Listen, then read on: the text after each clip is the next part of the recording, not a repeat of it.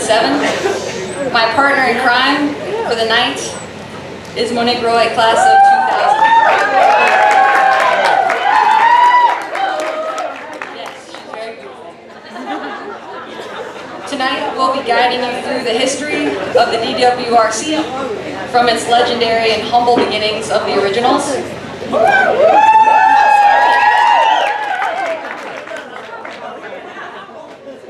Through powerhouse years of Ivy championships, struggles for equality and recognition, to the building of one of the most beautiful rugby clubhouses in the country, and finally, transition to a varsity program that is poised after today's win as it looks to take yet another Ivy championship.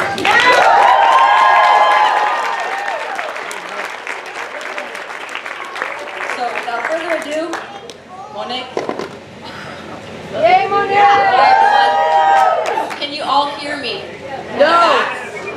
Okay, just let us know. We're cash like that.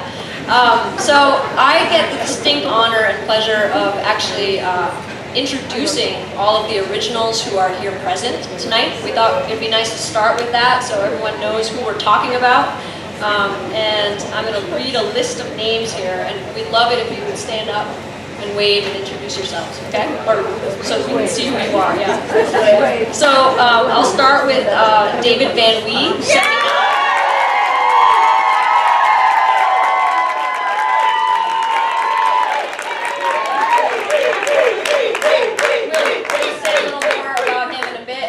To speak as well. So Kim Young, 81.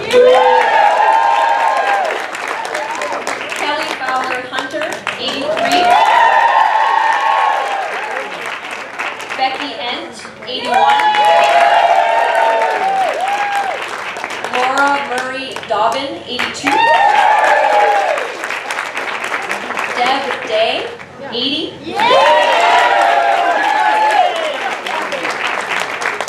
Eileen Blackwood, 80.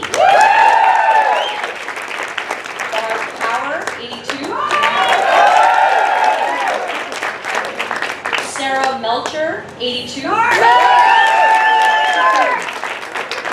Zoe Hart, 82. Tori Rogers, 83. Alice Watson, 80.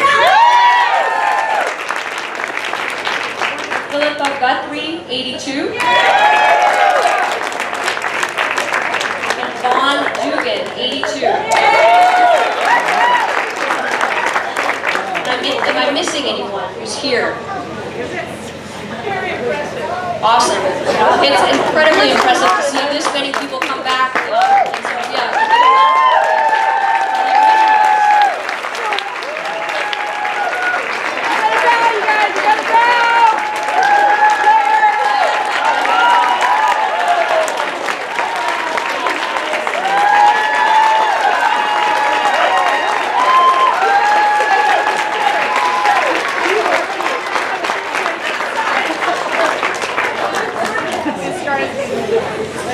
So the DWRC was formed only 6 years after women were admitted at Dartmouth.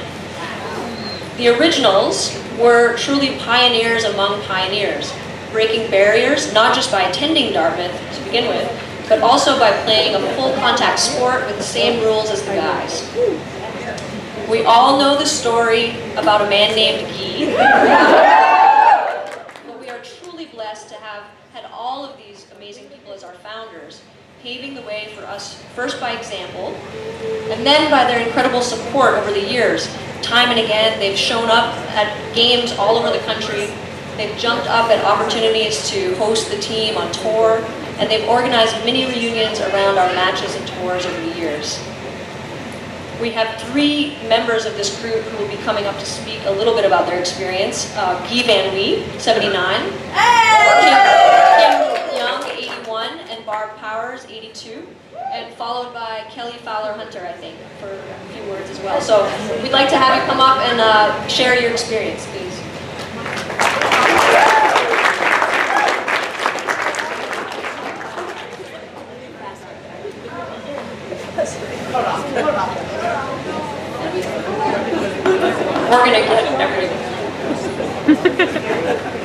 we're gonna get everybody up here at one time so we can keep this thing moving because it's a long way.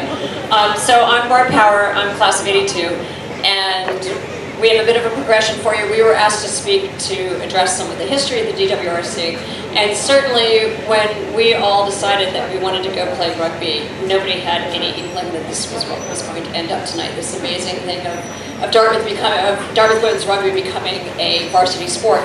And I think that what got us going in rugby in the first place is the same thing that appeals to all of you who have played the game, and there's something amazing about going out and being able to kick and run and throw and tackle. But even better than that, especially back then, was the look of absolute shock on people's faces when you told them that you played rugby. And certainly one of my most treasured memories is the look on my mother's face the first time she ever saw a game. It was total horror. It was great, and I know you all shared that experience. So that is great. So we want to cover a couple different things quickly within our time, but what I want to do is give you guys a little bit more context about what it was like at Dartmouth at that time.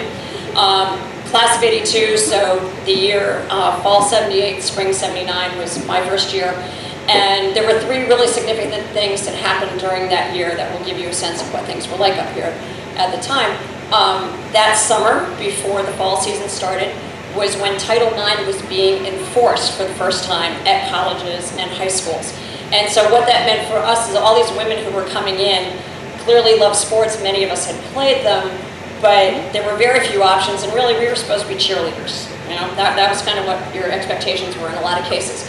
Our fall, Playboy arrived on campus to do their spread of women in the Ivy League. The Ivy League spread. The Ivy League spread, yes, and the pun is intended. So that gives you a little bit of sense. And the other thing I will throw in also is my freshman fall, they had a freshman mixer, and we walked up and there were all the buses from women from other colleges to make sure there were enough women in here to go to Olympics. And then finally, that spring was when the college instituted open access in their admissions process. So when we all were attending, when we were applying, there was a cap on the number of women who could be admitted each year. So the ratio of men to women was 3 to 1. And so during our first year there, the first year of rugby was when they took away that cap and said, okay, we're going to have equal access for everybody. So it wasn't the most hospitable of environments during that time to start something like this. And again, we had no clue that this was going to be the amazing result, and obviously it's the launch point for everything from there.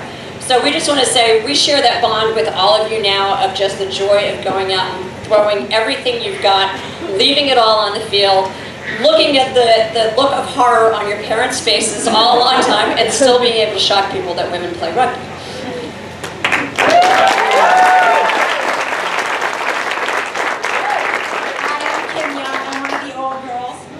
And when Dave Van Lee got this bold idea to start a women's rugby club, he had no funding, he had no equipment, and he had no clue what he was getting into. What he did have was a bunch of girls who were ready to pledge their allegiance to a sport they'd never seen played by women. One of the silver linings of being self-financed is that we had to work together as a team from the very beginning. For example, finding transportation to away games was a team building experience. It went like this. Okay, we leave for Boston at 7 a.m. We have 2 cars, we need a third. I'll go to Beta to see if I can get Joey's station wagon. Or you go to Harrod and get your sweetie's keys. And Jennifer, please make sure your ridiculous red Pacer doesn't have a dead battery again. I don't know how we managed to always end up at the field on time. Getting uniforms was another bonding opportunity. In 1978, no manufacturer in America made women's rugby sizes. So I'll never forget, when I used to where we were, we cut open the first box of jerseys and we tried them on and they looked like flannel nightgowns. Okay? Especially for the small backs. Okay? So we had to improvise. So a bunch of us wore soccer jerseys and some of us wore track shorts. That's why when you look at these pictures, we are not matching. So we were a ragtag group. We kicked some ass on the field together.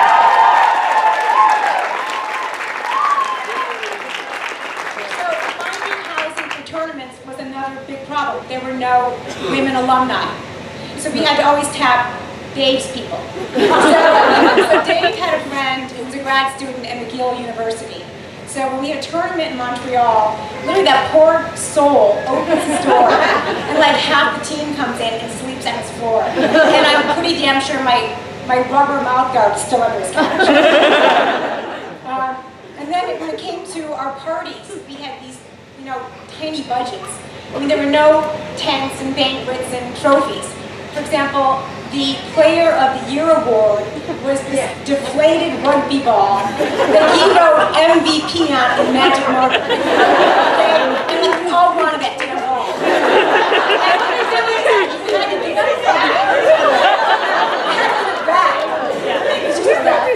So, the parties were pizza and beer, and we always had a blast. And then after we graduated, it was so hard to say goodbye to each other because we were all over the country. And so we started getting together at games, we started hosting events. And I've hosted a few of the California tours. I know Rosa Van Wee and Molly and Teresa, all you girls, it's so good to see you today. So a bunch of the originals came out to California. We went to the Stanford game, we lost. It didn't matter, we came back to our house, we made spaghetti and we sang songs. The chef was appalled. And we went on the zip line! And the zip line, and then Rosa, who will not put shoes on, goes out in the dark and under the redwood trees and pine needles, and she gets on this crazy zip line.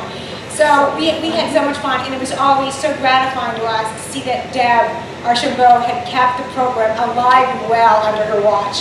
And we thank you so much.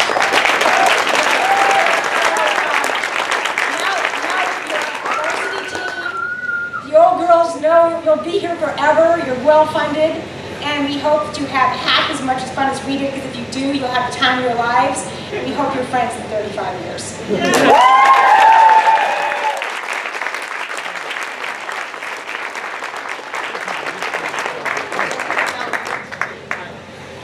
So I'm going to start with a trivia question.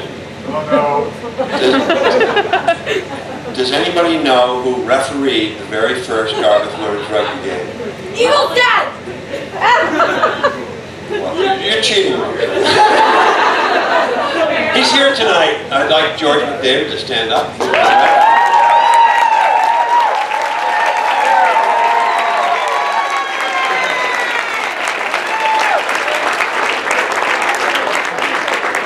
Hopefully 35 years from now, that trivia question will come up and George's name will come up. And, well, he may not be here.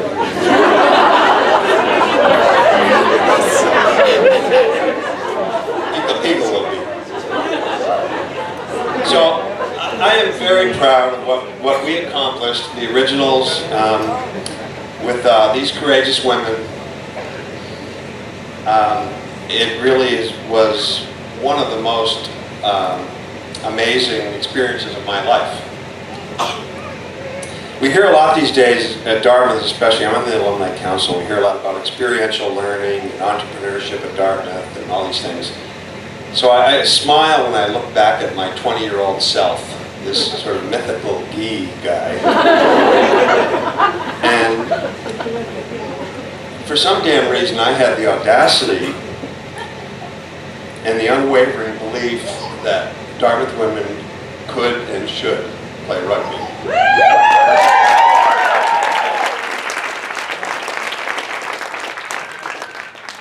Kick-ass rugby. And kick-ass they did. As my classmate and dear friend Jennifer Hughes, who wrote the Gee song, which I love because I'm in it. She was shrewd enough to put in the line, they finished their first season with a record 3-0. And I like to think that that song and our first season has set a bar that all of you have had to live up to. Because you sing that song in every game. And I think it really, Deb has taken that seriously and really pushed that legacy herself. Our team in the spring of '82 was pretty awesome. Barb was the scrum half, and we had this quiet freshman played prop named Deb. And I remember coaching Deb, and she went on and took it from there. So 40 years of rugby, almost. Two more years, it's going to be 40 years. But what I'm most proud about, myself, as a dad, is that I got to watch my daughter, Rosa, this is where I cry,